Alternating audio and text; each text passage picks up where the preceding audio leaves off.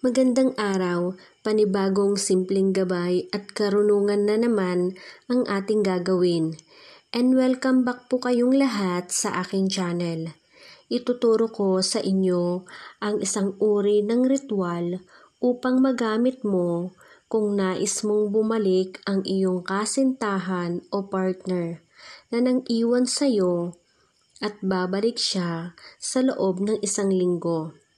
Pero dapat, bago mo gawin ito, ay buo ang iyong paniniwala sa ritual na ito upang gumana ito sa taong target mo at nakabase ang bisa nito sa iyong paniniwala. Narito ang mga gagamitin natin na kailangang ihanda sa ritual na ito.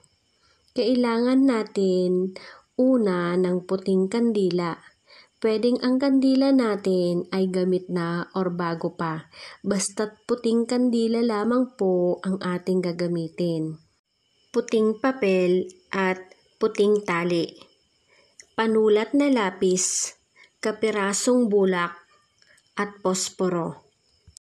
Paghanda ka na at ready na ang lahat, ang una mong gagawin ay pumikit ka. Isipin mo yung taong nang iwan sa'yo na gusto mong bumalik sa piling mo na magkasama na kayo at magiging maligaya.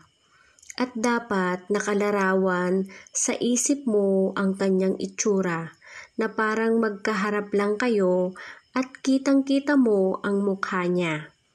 Pagkatapos ay kunin na ang puting papel at lapis.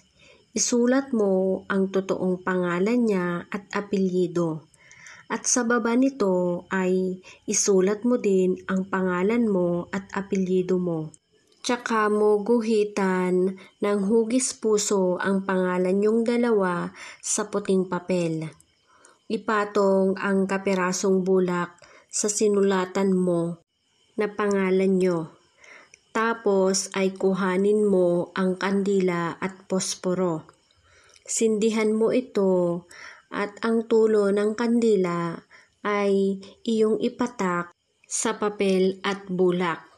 And then ay patayin mo ang kandila at itupi mo ang puting papel kasama ng bulak. Pag natupi mo na ay kuhanin mo ang puting tali at itali mo sa papel. Gawin mo lang ang ritual na ito sa araw ng Martes at Biyernes at sa kahit na anong oras, basta't walang makakakita or makakaalam ng iyong gagawin. At dapat bago mo gawin ay talagang buo ang iyong paniniwala at hindi ka lang naglalaro sa paggawa ng ritual. Hanggang dito na lamang pong muli, marami pong salamat sa inyong panonood.